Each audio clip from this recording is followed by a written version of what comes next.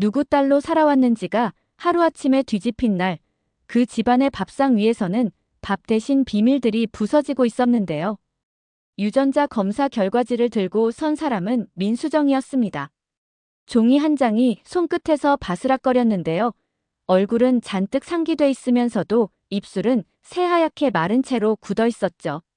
민수정은 숨을 한 번 깊게 들이마시더니 거실 소파에 앉아있던 민경채와 백설이를 번갈아 쏘아봤습니다. 언니, 이거 다 같이 보는 게 좋겠더라고요. 목소리가 떨리는데도 민수정은 억지로 웃는 표정을 붙였습니다. 그 웃음 뒤에 깔린 이기심과 두려움은 같은 딸이라면 누구보다도 민경채가 잘 알고 있었는데요. 그래서인지 민경채는 결과지를 뺏어들면서도 최대한 태연한 척했습니다. 뭘 이렇게 호들갑이야, 민수정. 유전자 검사 좀 했다고 인생이 바뀌는 줄 알아. 그 말투에는 익숙한 비웃음이 섞여 있었는데요. 종이를 펼치는 손등 위로는 긴장으로 돋은 작은 소름이 보였습니다. 공 실장은 한 발짝 뒤에서 그 모습을 지켜보고 있었고, 백설이는 팔짱을 낀 채 기분 나쁘다는 듯 시선을 돌리고 있었죠. 하지만 검사 결과를 확인한 순간 제일 먼저 표정이 무너진 사람은 민경채였습니다. 눈이 한번 휘둥그레졌다가 어느새 동공이 또렷하게 모아지는 느낌이었는데요. 흑백 글자로 박힌 모녀관계 불일치라는 글자 대신 민경채는 머릿속에서 숫자를 세기 시작했습니다. 지금까지 세리를 위해 써온 돈, 세리의 이름으로 넘어간 지분, 세리를 앞세워 쌓아올린 이미지, 세리를 미끼로 던져서 얻어낸 거래들까지요. 이게 뭐야? 단 세 글자밖에 나오지 않았는데도 방 안 공기가 쿵 하고 내려앉았습니다. 민수정은 기다렸다는 듯이 고개를 들이밀었죠. 그러게요, 언니. 이게 뭐예요? 분명히 세리는 언니 딸이라면서요. 근데 이 종이에는 아니래요. 백설이는 처음엔 시큰둥하게 내려다보다가 어느 대목에 시선이 걸렸는지 얼굴색이 미묘하게 변했습니다. 그때까지도 백설이는 설마라고 생각하고 있었는데요. 그러나 다음 줄, 기재된 다른 이름을 보는 순간 손끝이 저릿하게 굳었습니다. 생물학적 모친 백설이. 그 한 줄이 백설이의 심장에 콱 박혔습니다. 그 어떤 악플보다, 그 어떤 스캔들 기사보다도 훨씬 더 날카롭게요. 농담하지 마. 이거 잘못 나온 거야. 백설이가 결과지를 빼앗듯이 들여다보면서 중얼거렸습니다. 목소리는 낮았지만 손은 떨리고 있었는데요. 공 실장은 그 순간 본능적으로 한 걸음 뒤로 물러섰습니다. 자신이 바꿔치기한 칫솔의 주인이 시험지 속 이름으로 되돌아와 버린 셈이었으니까요. 이게 어떻게 잘못 나오겠어요, 이 나이에. 요즘 검사 기술이 어떤데요? 언니, 이제 좀 솔직해지자. 민수정은 서늘한 미소를 지었습니다. 그동안 언니 그림자 밑에서 눌려 있었던 자격지심이 마치 벼락처럼 언어로 터져 나오는 순간이었는데요. 세리 언니 딸 아니죠. 언니 동생이든 누구 딸이든 어쨌든 우리 집 딸은 맞겠거니 했는데, 아, 세리, 엄마가 둘이나 있었더라고요. 진짜 엄마는 숨겨놓고. 그 말에 백설이의 시선이 번쩍 들려 민수정을 향했습니다. 그 입 다물어, 민수정. 백설이의 목소리는 낮게 갈렸습니다. 평소의 화려한 이미지와는 달리 당장이라도 누군가의 멱살을 잡을 것 같은 기세였는데요. 그러나 이미 화살은 시위를 떠난 뒤였습니다. 뭐가 무서우신데요, 대표님? 그냥 사실을 말하는 중인데요. 민수정이 대표님이라고 부르는 호칭 사이에는 오래된 질투가 켜켜이 끼어 있었습니다. 같은 집 딸인데도 늘 대표 자리는 언니 몫이었고 스포트라이트는 민경채 머리 위에만 떨어졌으니까요. 그런데 이제 언니의 완벽한 모녀 서사에 균열이 생겼고 균열 안에서 피어오르는 먼지처럼 민수정의 야망도 슬며시 모습을 드러내고 있었죠. 한참 동안 말을 잃고 있던 민경채가 마침내 입을 열었습니다. 재검사해. 당장. 다른 기관에서도 몇 번을 하든지. 이 한 번으로는 인정 못해. 익숙한 지시형 어투였습니다. 평생을 그렇게 살아온 사람이었죠. 이해가 안 되면 밀어붙이고 불리한 자료가 나오면 다시 돌려보내고 자신에게 유리한 결과가 나올 때까지 반복시키는 방식으로요. 하지만 이번에는 공 실장이 그 말에 바로 응답하지 못했습니다. 회장님께는 어떻게 보고 드릴까요? 공 실장의 질문 하나가 방 안에 다시 한번 긴장감을 끌어올렸습니다. 모두의 머릿속에 민두식의 눈빛이 떠올랐으니까요. 움직이지도 말하지도 못하지만 모든 걸 보고 있다는 듯한 그 말 없는 시선이요. 유전자 검사라는 한 장의 종이가 병실의 그 눈에도 결국 들어가게 될 거라는 사실을 아무도 부정할 수가 없었습니다.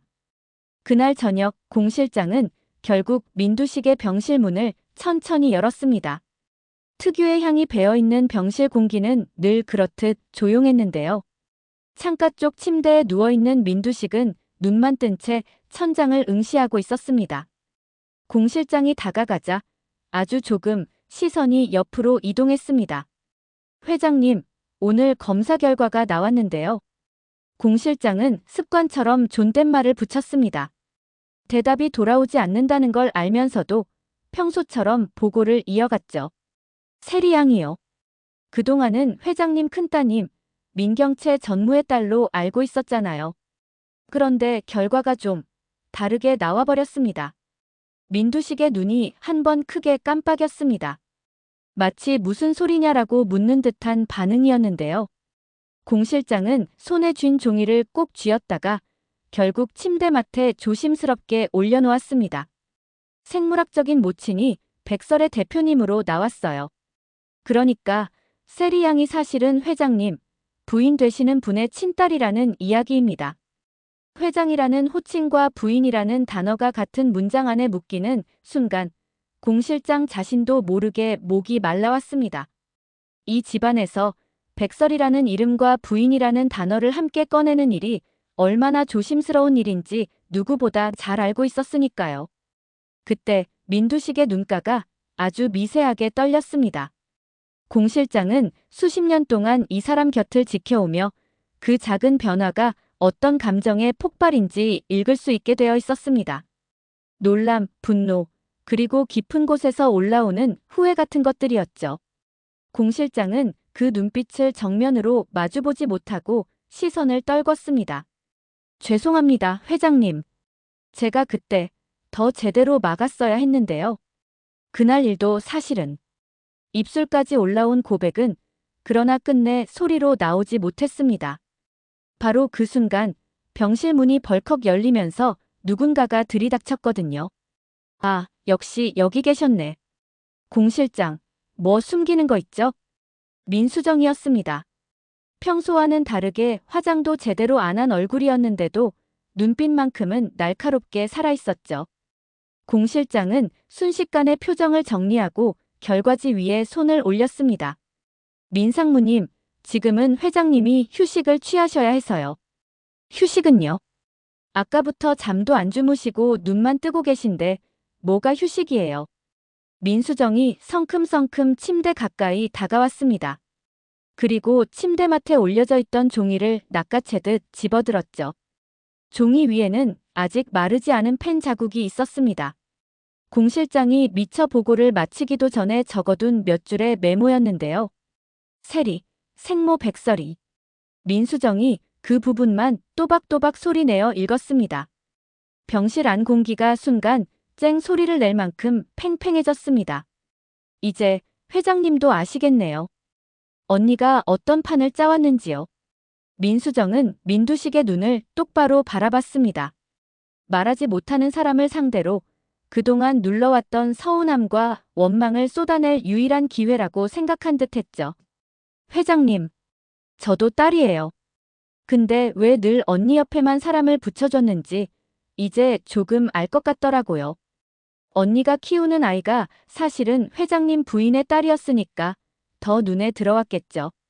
회장님 눈에는 저는 그냥 덤 같은 존재였던 거예요? 그 말에 공 실장이 재빨리 끼어들었습니다.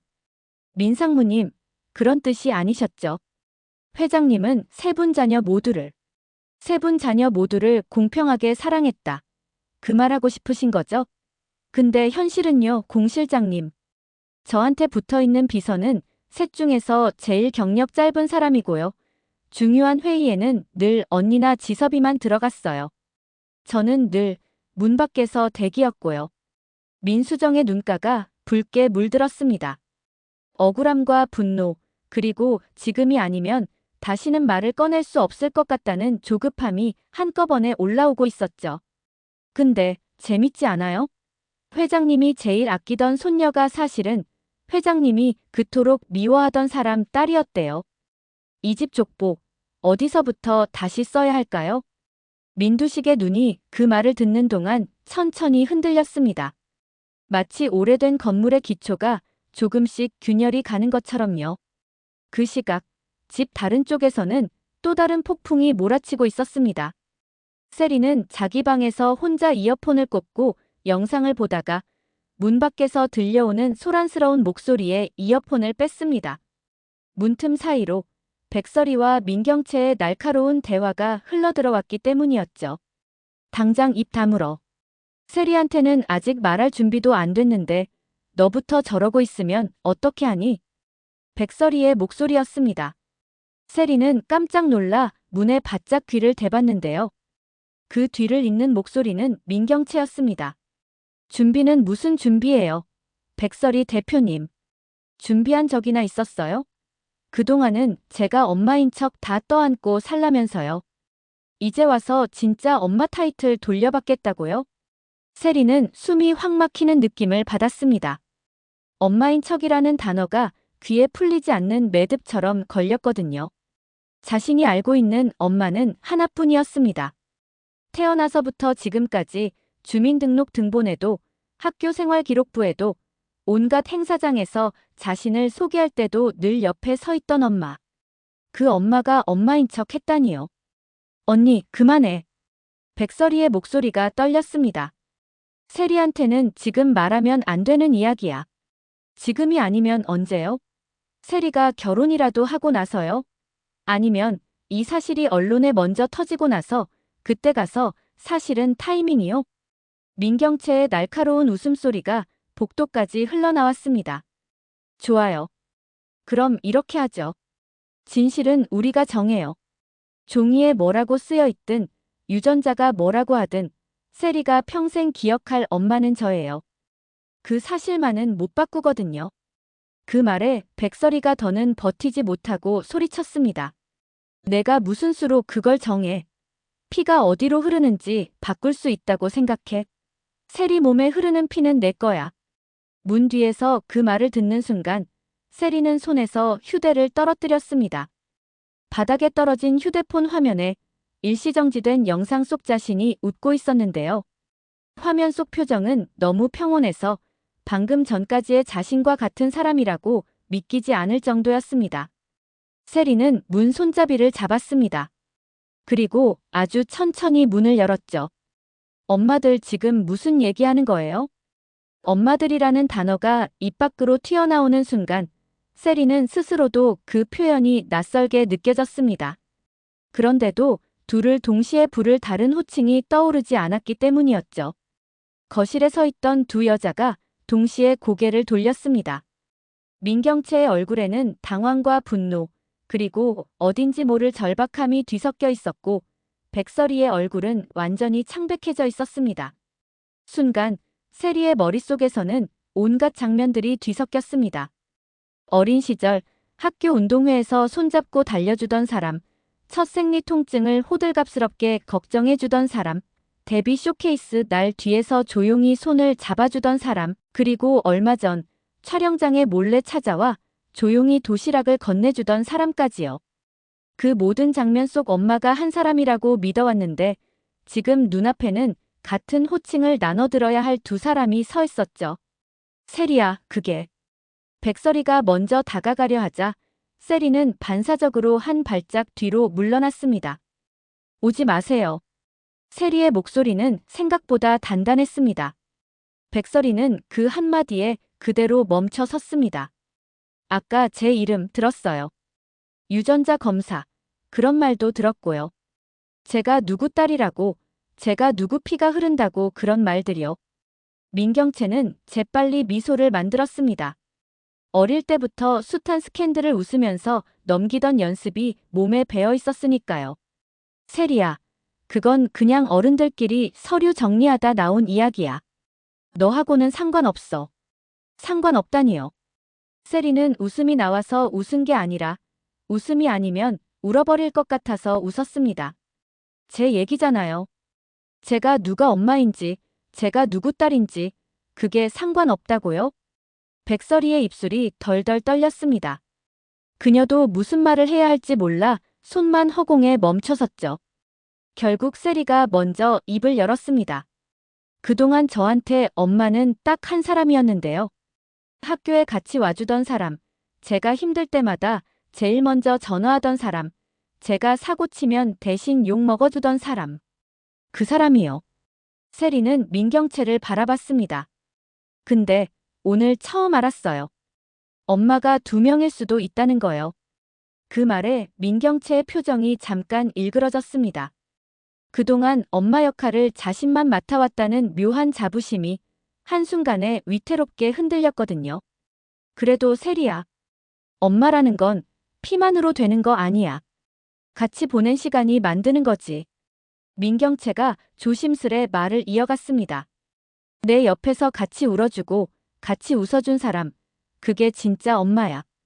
그거 하나만은 종이 한 장으로 못 뒤집어. 세리는 그 말을 가만히 들었습니다. 그리고 이번에는 아주 천천히 백설이를 바라봤죠. 그럼 이 사람은요? 이 사람은 제가 어떻게 불러야 돼요? 질문은 단순했지만 방 안 누구도 쉽게 답을 하지 못했습니다. 백설이는 눈을 감았다 뜨더니 어렵게 입을 열었습니다. 내가 불편하면 안 불러도 돼. 대표님이라고 해도 되고 그냥 어른이라고 생각해도 되고. 근데 왜 지금까지 말 안 했어요? 세리의 목소리가 갈라졌습니다. 왜 이렇게 늦었냐고요? 제가 이미 다 큰 다음에야. 왜요? 백설이는 그 질문 앞에서 완전히 무너졌습니다. 그동안 수없이 변명 문장을 머릿속에 써 내려갔지만 정작 세리 앞에 서니 어떤 문장도 입 밖으로 나오지 않았거든요. 결국 아주 짧은 한마디만이 간신히 흘러나왔습니다. 무서웠어. 내가 날 싫어하게 될까봐. 그 말은 생각보다 훨씬 솔직한 고백이었습니다. 세리의 가슴 한가운데로 비수처럼 박히면서도 동시에 이상한 울림을 남겼죠.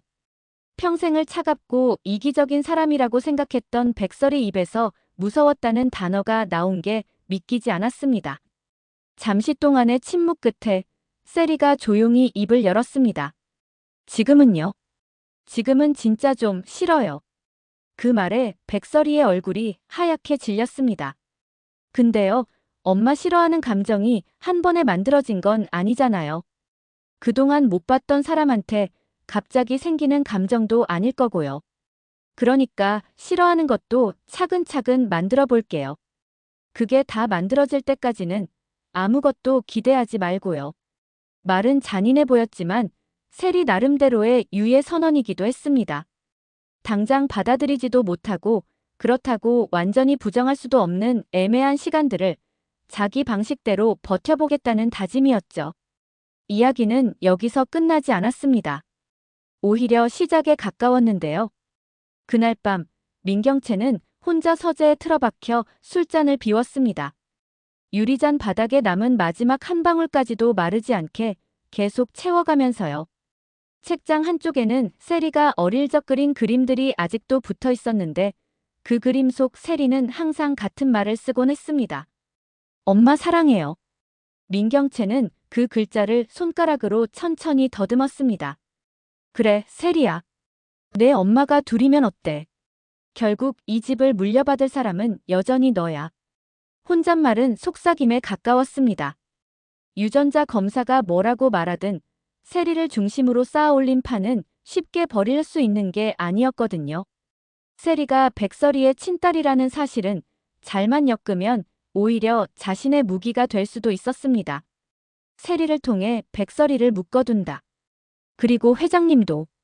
민경채는 천천히 머릿속 계산을 굴렸습니다. 세리가 회장 부인의 친손녀라는 사실이 알려지면 민두식의 감정은 어디로 향할까요? 피에 약한 게 어른들이고 피 한 방울 안 섞인 사위보다 피로 이어진 손녀에게 마음이 가는 게 인지상정이라는 걸 민경채는 누구보다 잘 알고 있었습니다. 그런데 바로 그때 서재 문이 두드려졌습니다. 전무님, 저입니다. 낯익은 목소리였습니다. 김선재였죠. 오늘 하루 동안 연락도 안 받고 사라졌던 그 사람이었습니다. 민경채는 잠시 망설이다가 문을 열어줬습니다. 문틈 사이로 들어온 김선재의 눈빛은 이전과 완전히 달라져 있었습니다. 예전에는 민경채를 올려다보던 약간의 동경과 집착이 섞인 눈빛이었는데요. 지금은 철저하게 상대를 겨냥하는 사냥꾼의 눈빛이었습니다. 왜 왔어? 민경채가 먼저 선을 그었습니다. 김선재는 방 안으로 한 발짝 들어서며 문을 닫았습니다. 확인하려고요. 제가 아직도 전무님 사냥개인지 아니면 이제는 서로 물어뜯어야 하는 사이인지요. 민경채의 입꼬리가 살짝 비틀어졌습니다. 그 말은 내가 이미 답을 정해놓고 온 거겠지. 맞아요. 이제는 저도 주인을 한번 물어보고 싶거든요. 김선재는 테이블 위에 봉투 하나를 올려놨습니다. 두툼한 봉투였고 안에 무엇이 들어있는지 짐작게 하는 서류의 각이 고스란히 느껴졌죠. 이게 뭔지 전무님은 이미 알고 계실 거예요. 회장님과 백설이 대표님의 이혼 서류. 그리고 몇 년 전 세리 출생신고가 어떻게 들어갔는지에 대한 내부 기록입니다. 민경채의 표정이 단단하게 굳었습니다. 그걸 어디서? 사냥개가 괜히 사냥개인가요? 냄새 맡는 건 누구보다 빠르죠. 김선재는 비꼬는 듯한 웃음을 지었습니다. 전무님, 이제 판이 바뀌고 있어요. 세리가 누구 딸인지, 세리가 누구 손녀인지에 따라 이 집안의 권력 구조가 완전히 갈라질 거예요. 그때 저는요, 버려지는 쪽에 서 있을 생각은 없어요. 민경채는 잠시 봉투를 내려다보다가 고개를 들어 김선재를 바라봤습니다. 그래서 협박하겠다는 거야? 협박이라기보단 거래에 가깝죠. 김선재는 한 손을 내밀었습니다. 전무님이 세리를 계속 붙잡고 싶다면 저도 제 자리를 지키고 싶거든요. 그러려면 우리 둘 예전처럼 한 배를 타야 하지 않을까요? 민경채는 아무 말 없이 그의 손을 바라봤습니다. 한때는 자신에게 충성 맹세를 하던 손이었는데요. 지금은 그 손을 잡는 순간 자신도 함께 늪에 빠질 수 있다는 위기감이 훨씬 더 크게 느껴졌습니다. 서재 안 공기가 또 한 번 무겁게 가라앉았습니다.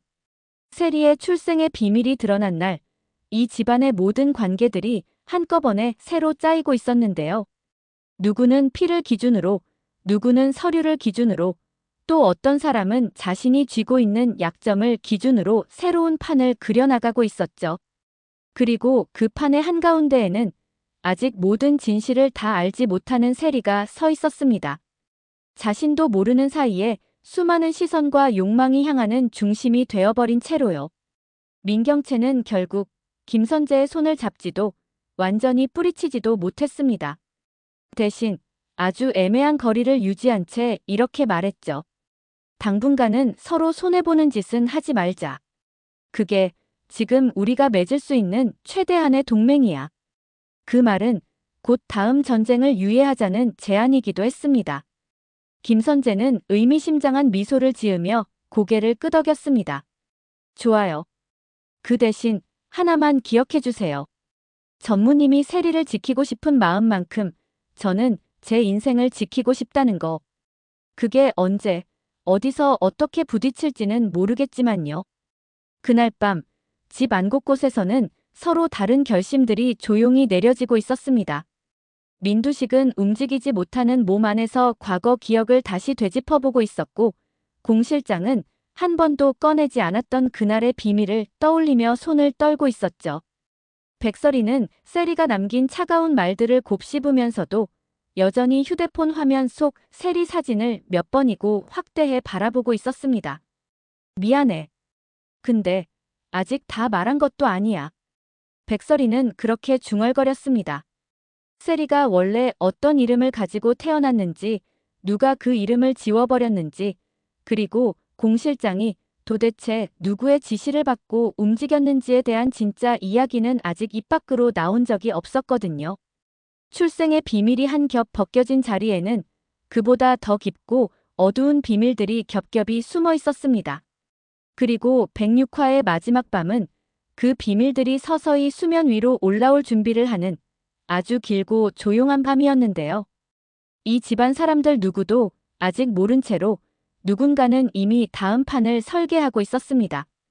세리의 이름 옆에 어떤 성을 붙일지, 민두식의 유언장 마지막 줄에는 누구 이름을 새겨 넣을지, 그리고 백설이와 민경채 중 누가 더 많이 얽고 누가 더 많이 얻을지를요.